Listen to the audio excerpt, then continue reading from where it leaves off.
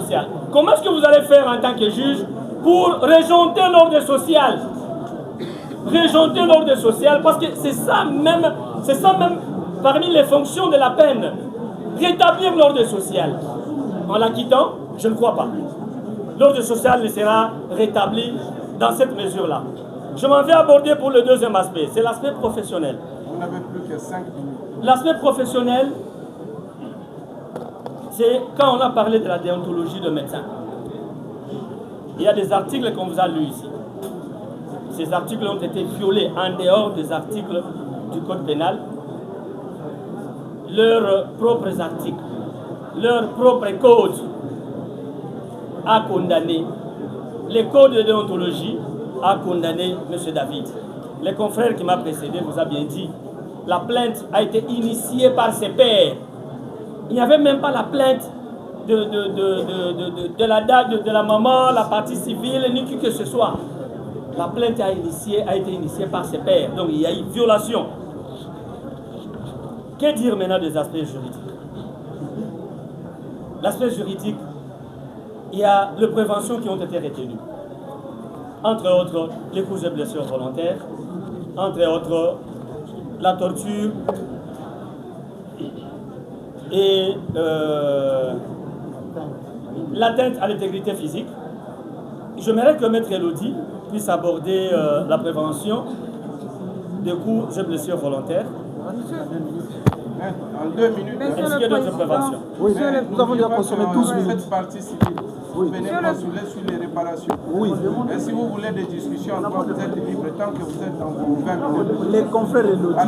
Monsieur le Président, je ne vais pas prendre du temps à votre auguste tribunal parce que ce qui a été dit atteste manifestement qu'il y a eu bel et bien coups et blessures volontaires, mais je voudrais insister sur les caractères de circonstances aggravantes qui ont caractérisé ces coups et blessures involontaires volontaires. Et ces caractères tiennent de quoi, Monsieur le Président? Tout d'abord, cette circonstance aggravante tient d'abord de la qualité de la victime, Monsieur le Président, Monsieur du tribunal. La victime qui est à des mots simples, primipare, donc à son premier accouchement, mineure d'âge, et d'une vulnérabilité que vous-même vous avez vu, Monsieur le Président, Monsieur du tribunal, parce qu'on n'a pas besoin de porter des lunettes pour voir l'état dans lequel la victime s'est présentée devant vous ce matin. Et pour l'autre fait qui constitue des circonstances aggravantes, c'est la qualité de l'auteur. Ici, le prévenu devant vous, une personne de l'autorité publique et qui est chargée d'un service médecin, un service public, et qui volontairement, dès le début de ce procès, on a vu, on a senti que le prévenu ici présent, Dr David, a volontairement, donc il savait qu'il exerçait ces coups-là. Et je vais évoquer un fait, Monsieur le Président, votre honneur. Nous avons vu tous comment le prévenu a fondu en larmes. Nous compatissons comment il a été entouré parce qu'il fondait en larmes. Mais Monsieur le Président, tenez, pourquoi il a fondu en larmes?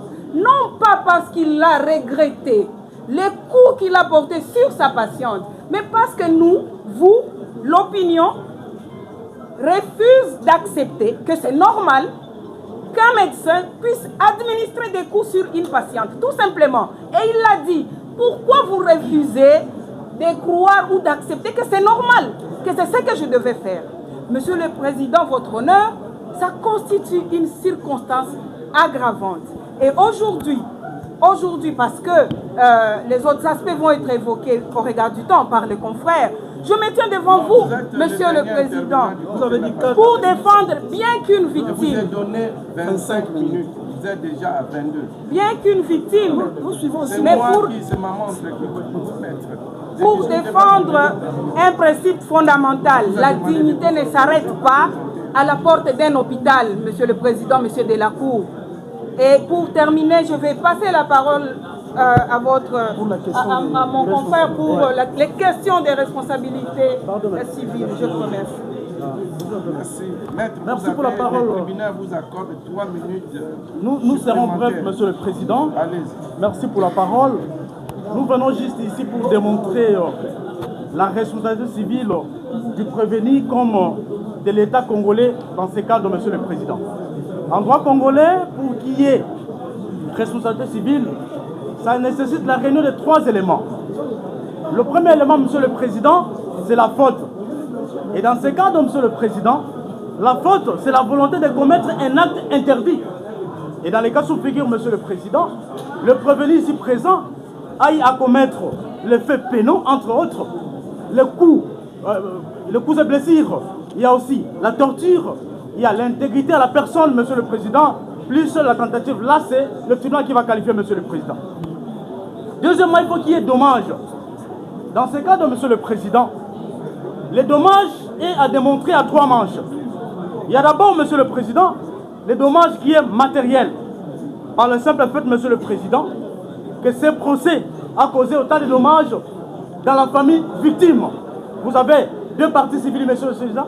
Entre autres, il y a M. Jean Dimba, Monsieur le Président, qui est commerçant, n'a plus le temps d'aller faire son travail à ce jour. Il perd son temps. Ça, c'est les dommages matériels. Il y a aussi, Monsieur le Président, les dommages corporels, qui est caractérisé par la douleur subie par la victime d'orgasme, Monsieur le Président. Le fait pour le prévenu ici d'administrer les coups dans son corps et aussi exposer sa dignité ou son intégrité physique, Monsieur le Président, vos préjudices corporels. Troisièmement, Monsieur le Président, les dommages moraux. Il s'agit ici, Monsieur le Président, de la souffrance, l'atteinte à la réputation et l'exposition de la dignité d'une femme, et surtout, Monsieur le Président, qui est mineur d'âge, Monsieur le Président. Et tout ce qui vient d'être démontré, Monsieur le Président, a déjà été cristallisé et reconnu par le père du prévenu ici présent, Monsieur le Président. Et enfin, Monsieur le Président, pour qu'il y ait cette responsabilité, ça nécessite les liens de causalité entre cette faute et ces dommages, Monsieur le Président. Que dans les cas sous figure, Monsieur le Président, les fautes commises par les prévenus ont occasionné des dégâts à l'endroit des parties civiles. Donc il y a bel et bien, Monsieur le Président, lien de causalité entre la faute et les dommages. Pour réparer tous ces préjudices, Monsieur le Président, nous postulons à une maudite somme tendant, Monsieur le Président, à 1 million de dollars payables à monnaie ayant cours légal en République démocratique du Congo. Et cette responsabilité sera une solidum entre l'État et la partie prévenue, Monsieur le Président. Pour le prévenu, Monsieur le Président, notre demande se focalise sur le prescrit de l'article 258 du Code civil congolais, livre 3. Pour la partie État congolais qui est civilement responsable, Monsieur le Président, votre tribunal fera application de l'article 260 alinéa 3 qui voudrait que les commettants et les maîtres sont tenus responsables des préjudices causés par leurs proposés ou leurs employés. D'où, Monsieur le Président, entre le prévenu ici présent et l'État congolais, il y a bel et bien un lien de subordination. Il y a un lien d'emploi dont les docteurs ici sont médecins de l'État congolais, Monsieur le Président. Et les fautes consommées par lui ont été commises dans l'exercice de ses fonctions. D'où, Monsieur le Président, vous aurez intérêt de dire recevable et amplement fondé la demande en réparation des préjudices. Et par là, Monsieur le Président, il s'agit là du prix de la douleur, ce que nous appelons en latin le pretium doloris. Donc les parties civiles ici ont subi des préjudices énormes, Monsieur le Président. Et en vertu du principe général des droits, accessorium principalem secutur, qui veut dire, étant donné que l'action publique sera fondée, c'est-à-dire les infractions seront cristallisées dans le chef du prévenu ici présent, l'action civile va aussi sauver l'accessoire de l'action principale, Monsieur le Président. Ainsi, avant d'y vous remercions. Le tribunal vous remercie pour vos conclusions. Accorde la parole au ministère public pour son réquisitoire. Vous avez la parole, Monsieur le procureur, pendant 25 minutes pour prendre vos réquisitions. 25 minutes. Monsieur le Président, soyez rassurés que nous nous allons peut-être économiser notre temps parce que déjà la partie civile... Votre attention, s'il vous plaît. Suivez les réquisitions du ministère public ou les réquisitoires du ministère public. Essayez d'accorder votre attention au ministère public qui est en train d'intervenir pour prendre ces réquisitions. Oui, monsieur le procureur. Merci beaucoup, monsieur le président. Ici, il a plu ce jour, ce n'est pas par hasard. Car aujourd'hui, la République a un rendez-vous avec l'histoire. Nous tenons à préciser que ce présent procès ne vise nullement à jeter l'opprobre sur une profession noble et respectée, celle de la médecine. Il s'agit plutôt de juger un individu qui, en marge des conventions internationales signées par la République démocratique du Congo, des lois et des règles déontologiques de sa propre profession, a posé des actes d'une gravité extrême. Les actes commis par lui ont profondément choqué la conscience collective, tant nationale qu'internationale, à l'image du traumatisme vécu par la victime Dorcas. Le mois de mars, universellement reconnu comme celui de la promotion et de la protection des droits de la femme, aurait dû être un moment de célébration des acquis, fruit de longues luttes. Mais à cause de lui, ce mois s'est transformé en cauchemar. En droit international, monsieur le président, rappelons que l'Organisation des Nations Unies consacre, à travers la Convention sur l'élimination de toutes les formes de discrimination à l'égard des femmes, l'égalité et la dignité de la femme. La Déclaration universelle des droits de l'homme affirme en son article 1er que tous les êtres humains naissent libres et égaux en dignité et en droit. Le pacte international relatif aux droits civils et politiques prohibe toute forme de traitement cruel, inhumain et dégradant. Sur le plan africain, monsieur le président, les protocoles de Maputo garantissent le respect de l'intégrité physique et morale de la femme. Enfin, sur le plan national, la Constitution de la République démocratique du Congo protège la vie et la dignité humaine, consacre l'égalité entre l'homme et la femme. Mais pire encore, sous l'impulsion du président de la République, magistrat suprême, champion de la masculinité positive, il a institué la couverture santé universelle avec la politique de la gratuité et de la réduction de la mortalité maternelle. Mais, monsieur le président, ces faits surviennent au mois de mars, une période universellement consacrée à la commémoration, à la promotion et à la protection des droits de la femme. Rester sans réagir, monsieur le président, ferait de nous tous des complices de cette barbarie. Monsieur le président, le médecin, qui est ce médecin? Le médecin, c'est cet homme devant qui le doit trouver réconfort et assurance. Chacun d'entre nous ici sait que si vous êtes en face d'un bon médecin, il suffit d'une consultation pour que vous soyez guéri. Le médecin, c'est celui qui rassure son patient. Le médecin n'est pas n'importe qui. Le médecin, c'est le seul individu au monde que nous, parents, maris jaloux, avons accordé le droit de déshabiller nos femmes sans autorisation. Voilà pourquoi un médecin est un homme d'une moralité soutenue. Un médecin n'est pas n'importe qui. Mais ici, devant vous, nous vous avions apporté un prévenu du nom de David, qui dit, non, ces droits-là que vous nous avez reconnus, de pouvoir dénider vos enfants et vos femmes, est insuffisant pour moi. Moi, David, devrais aller encore plus loin.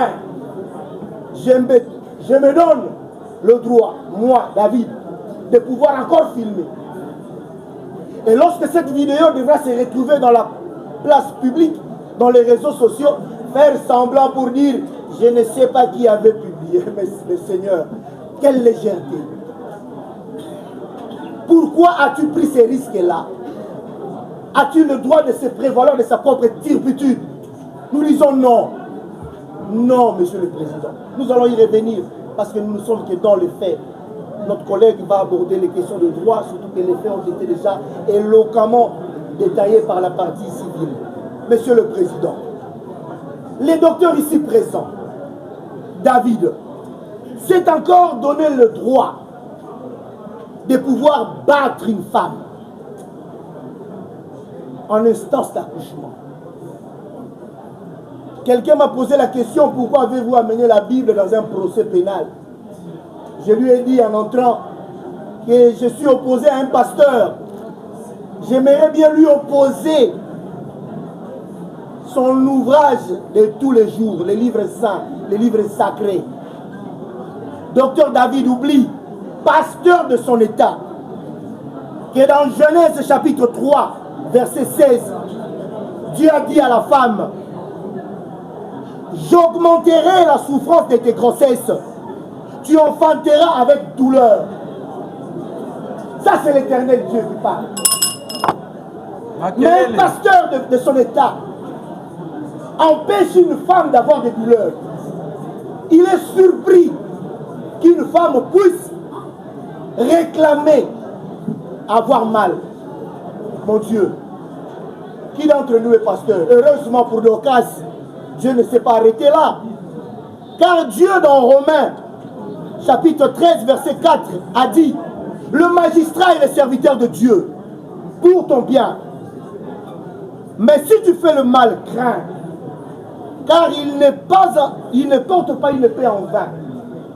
Il est là pour exercer la vengeance et punir celui qui fait le mal. Donc si vous attendez de monsieur le procureur de la République que nous sommes une forme de compassion face à un mal, vous vous trompez d'adresse, monsieur le Président. Car nous sommes ici pour que personne ne puisse se servir du prévenu David comme exemple. Il est en train de se faire passer pour un héros. Mais j'ai dit à ceux-là qui le soutiennent, je ne les interdis pas, qu'ils savent qu'un jour, la nullité de leurs femmes seront publiées, de leurs femmes. Qu'ils savent qu'un jour, leurs femmes seront battues dans des salles d'accouchement. Continuez à soutenir. C'est bon. C'est votre droit le plus légitime. Nous n'avons pas de problème particulier avec la personne du docteur David. Mais ce sont les actes qu'il a posés. Nous étions tentés de croire qu'aujourd'hui, il aurait pu faire les meilleurs culpas. Venir plaider coupable et solliciter même des circonstances atténuantes. Mais oh, combien qu'il est têtu. Nous allons y revenir au moment opportun. Nous avons dit et nous laissons la parole au collègue Kikouni qui va exposer la partie de droit, sous réserve bien évidemment, de revenir au moment venu, si jamais notre réquisitoire venait à être énervé. Nous avons dit. Merci, Monsieur le Président, pour la parole nous accorder. Monsieur le Président, après avoir suivi le brillant exposé des faits du procureur Matondo, nous concluons en ces termes que ces faits sont établis. Nous concluons à ces termes, Monsieur le Président, ces faits sont constitutifs des infractions ci-après. La première infraction que nous avons retenue, c'est la torture. La deuxième infraction, ce sont les coups et blessures volontaires aggravées. Et la troisième prévention que nous avons retenue, c'est de l'enregistrement des images relatives à la commission des infractions. De la torture. Que cela veut dire, la torture? La torture, Monsieur le Président, est une infliction délibérée des douleurs physiques ou mentales, intenses, physiques ou mentales, intenses, infligées contre une personne bien déterminée, Monsieur le Président. Et ici, que cherchent les tortionnaires? Que cherchent les tortureurs? Ici, les tortureurs cherche à obtenir certaines informations. Il cherche à obtenir certains aveux. Il cherche à obtenir certaines soumissions. Et il cherche même à punir la victime de ces actes.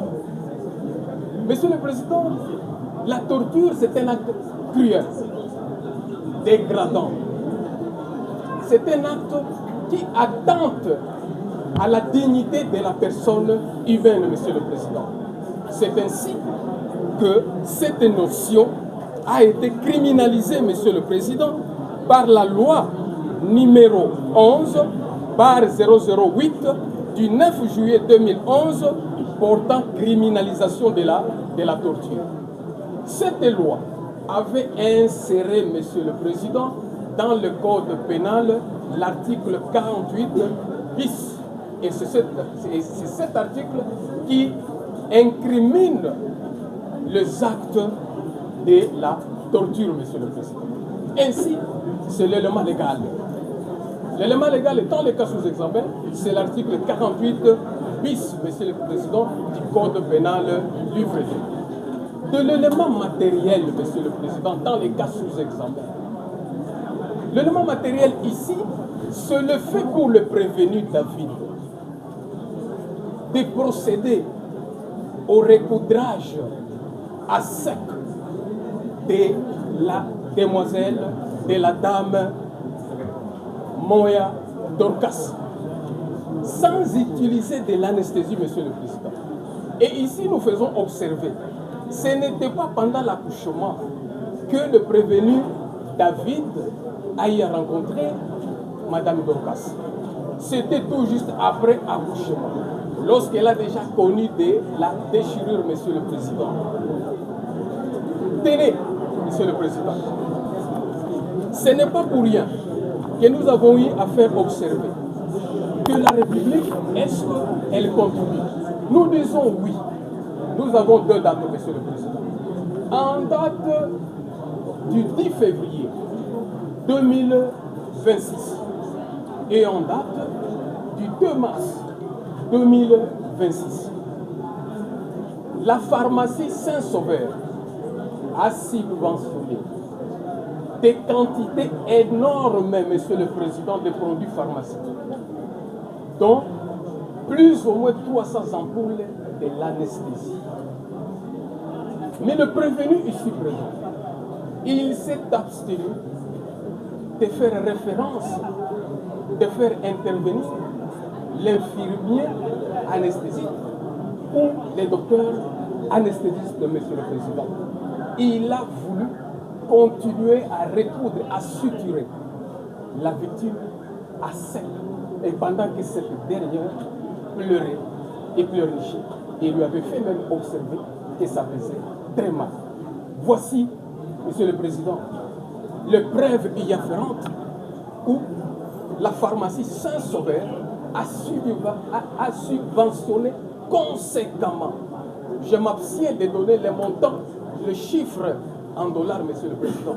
Et tous ces produits étaient dans la pharmacie de l'hôpital général de référence et même dans leur dépôt. Mais ils sont passés outre et ils ont utilisé, ils ont maltraité la demoiselle Dorcas Moya, Monsieur le Président. De l'élément moral. Monsieur le procureur, il faut aller vite, il vous reste 10 minutes. Monsieur le Président, nous allons très vite. Et nous vous demandons aussi de comprendre notre rythme, Monsieur le Président. De l'élément moral, Monsieur le Président, c'est cette volonté consciente de faire de mal d'une manière intense. Nul n'ignore, Monsieur le Président, que la douleur de suture est plus intense que celle de l'enfantement, Monsieur le Président. Et c'est ça la situation. Et c'est à ce niveau-là, Monsieur le Président, qu'il y a ce que nous appelons la torture, le fait pour le prévenir d'infliger des douleurs très intenses. Et d'ailleurs, nous l'avons suivi, Monsieur le Président. Il disait qu'il connaît l'intensité quand il frappe. Mais ici, Monsieur le Président, lorsqu'il était en train de coudre, il était en train de suturer une victime sans l'injecter de l'anesthésie. Il savait qu'à cause de votre embêtement, parce que vous nous avez embêtés, maintenant nous allons vous corriger en vous infligeant des douleurs atroces, Monsieur le Président.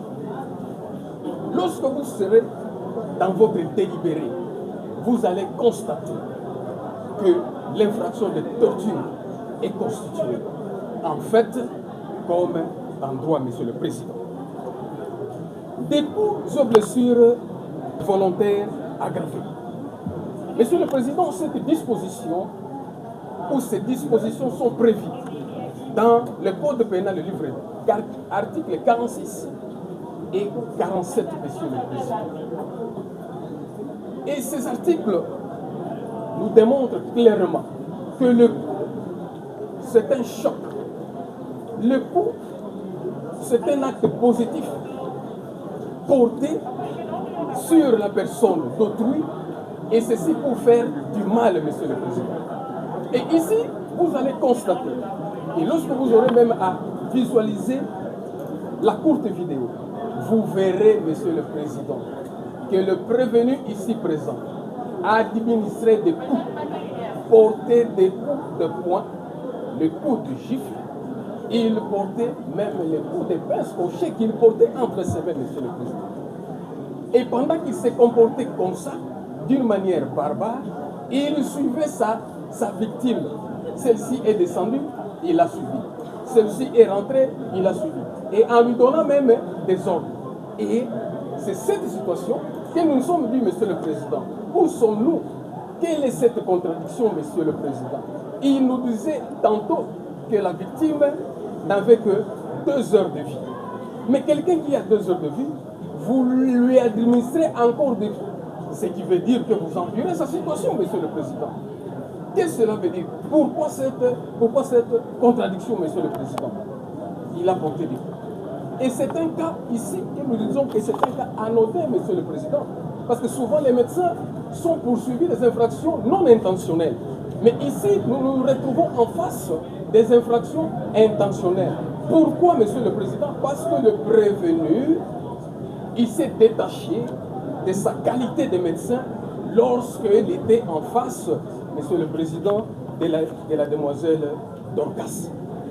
Et ainsi, au regard de son comportement, vous allez vous rendre compte, Monsieur le Président, je ne sais pas si nous avons greffé cela, nous avons greffé ça ici. Il y a même un communiqué officiel du Fonds de promotion de la santé qui a suspendu des subventions.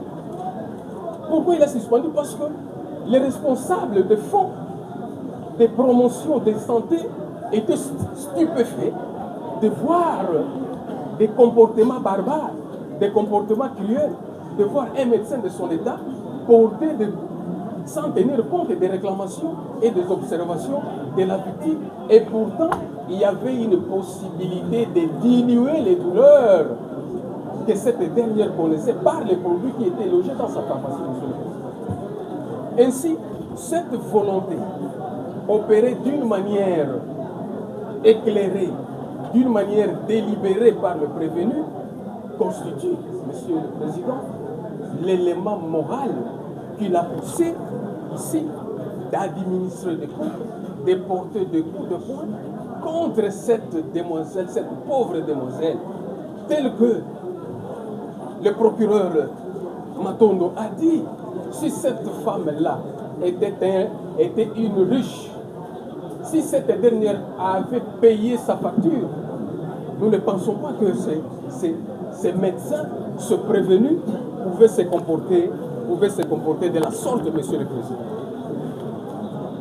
De l'enregistrement des images relatives à la commission des infractions.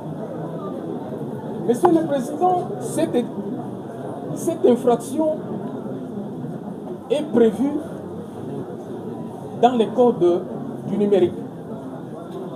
En son article 372 de l'ordonnance loi numéro 23/010 du 13 mars 2023 portant le copaiement par quelque moyen que ce soit, sur tout support que ce soit, des images relatives à la commission de l'infraction. Monsieur le Président, vous allez constater, après l'accouchement de Madame Dorcas, cette dernière devrait être suturée. Et le médecin, le prévenu ici, David, n'était pas seul, Monsieur le Président. Il était entouré par le corps médical. Et selon le prévenu, il y avait résistance. D'accord. Mais vous allez constater que la victime était sur le lit d'accouchement. Et le médecin, le prévenu, commençait à poser ses actes. Monsieur le procureur, il vous reste 5 minutes. Monsieur le Président, nous sommes presque à la fin. Et pendant ces actes-là, il y a eu une résistance, il y a eu une observation. Tout à coup, il nous donne l'ordre de filmer. On va filmer qui, Monsieur le Président? Une femme nue. On va filmer une femme dont le sang est en train de couler sur ses jambes, Monsieur le Président. Et pendant qu'on filmait, Monsieur le Président, il donne l'ordre qu'on l'amène de l'eau. Mais il fallait voir comment est-ce que le prévenu était en train de manipuler les corps de la victime, Monsieur le Président. Silence, silence, s'il vous plaît. Quelle manipulation? Une manipulation honteuse, Monsieur le Président, avec un dénigrement total. Et c'est dans cette situation-là qu'il a donné l'ordre qu'on puisse filmer, Monsieur le Président. Même une poupée silicone mériterait du respect, Monsieur le Président. Et l'élément moral dans les cas sous examen, c'est le fait d'ordonner sciemment à ses stagiaires, à son corps médical, de filmer, Monsieur le Président. C'est ici où la question d'éthique apparaît. On s'est dit, quelle est l'éthique des médecins qu'on est en train de former? Parce que le stagiaire là, il risque de croire que c'est comme ça que le médecin se comporte. Ils ne peuvent que imiter les comportements, Monsieur le Président, de leur encadreur.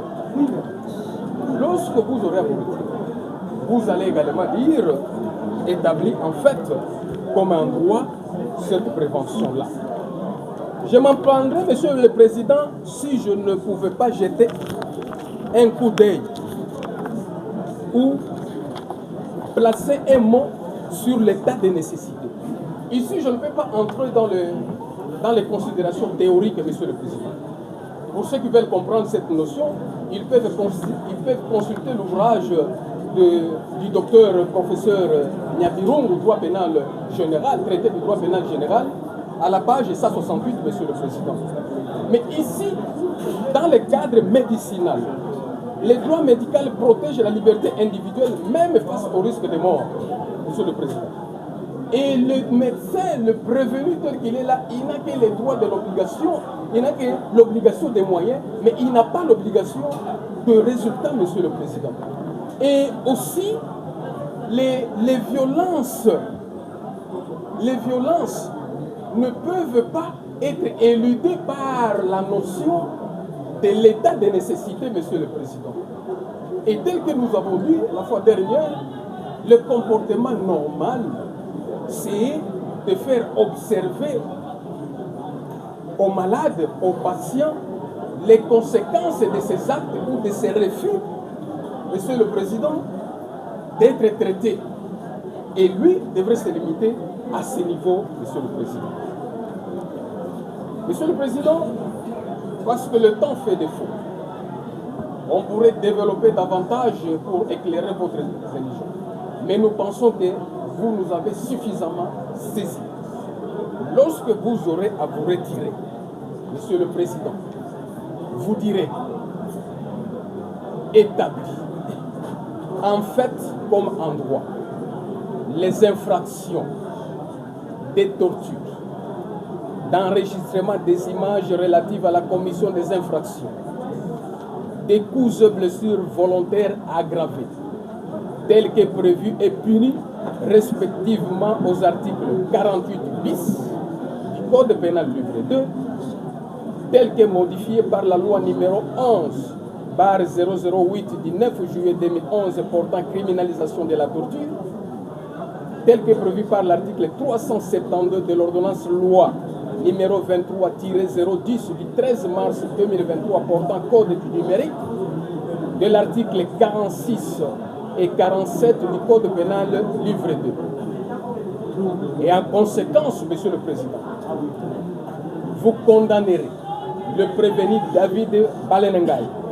respectivement à 10 ans de servitude pénale principale et à une amende de 100 000 francs congolais. Ici, Monsieur le Président, c'est pour l'infraction de la torture. À défaut de payer l'amende dans le délai légal, vous l'infligerez 45 jours de servitude pénale subsidiaire. Vous les condamnerez de ce chef, Monsieur le Président, à 5 ans de servitude pénale principale pour l'infraction de l'enregistrement des images relatives à la commission des infractions et à une amende de 25 millions de francs congolais. À défaut de payer dans le délai légal, vous l'infligerez 30 jours de servitude pénale subsidiaire. Et pour les coups et blessures volontaires aggravées, Monsieur le Président, vous les condamnerez de ce chef à 5 ans de servitude pénale principale et à une amende ne dépassant pas 2000 francs constants. À défaut de payer cette amende dans les délais légaux, vous l'infligerez 30 jours de servitude pénale subsidiaire. Vous les condamnerez, Monsieur le Président, également aux dommages et intérêts justes et équitables au profit de la victime.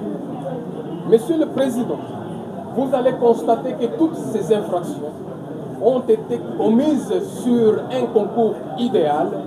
Ainsi, l'expression la plus forte lui sera infligée. Par conséquent, vous les condamnerez de ces chefs à 10 ans de servitude pénale principale et à une amende de 25 millions de francs congolais. À défaut pour lui de le faire dans le délai légal, il subira 45 jours de servitude pénale subsidiaire. Étant donné que, Monsieur le Président, c'est le prévenu David qui a occasionné ces procès, qui nous a retenus aujourd'hui presque toute une semaine, Monsieur le Président, vous les condamnerez aux frais de la présente instance. À défaut de payer dans le délai légal, il subira 30 jours de contraintes par corps. Faisant ainsi, Monsieur le Président, vous ferez meilleure justice, nous avons vu. Merci, Monsieur le procureur. Le tribunal vous rappelle que vous avez pris pratiquement 35 minutes. Bien, le tribunal accorde la parole aux avocats de la République. Vous avez 20 minutes, mais vous n'êtes pas obligé d'épuiser vos 20 minutes. Qu'est-ce que vous pensez? Vous êtes civilement responsable. Conseil de la République, vous avez la parole. Vous pouvez passer le micro aux avocats de la République. Justice à vous.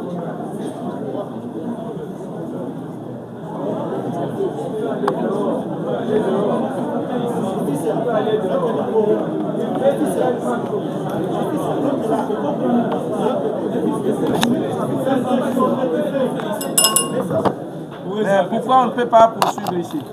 C'est la poule. C'est la poule. Monsieur le Président, il y a des fidèles de l'Église qui acclament.